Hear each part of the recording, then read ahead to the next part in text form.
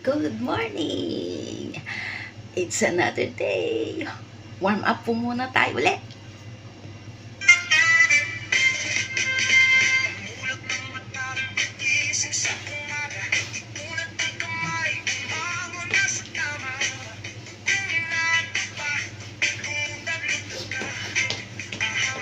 Oh, kailangan ng stretching. Sabi, lundag-lundag daw. Kailangan natin to sa umaga. Warm up. Bago magtrabaho. Dito tayo sa kutsi na. Kasi may tao na sa amin sa sala.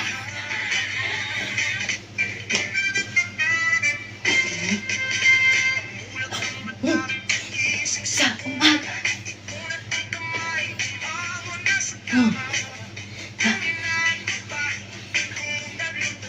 Oh.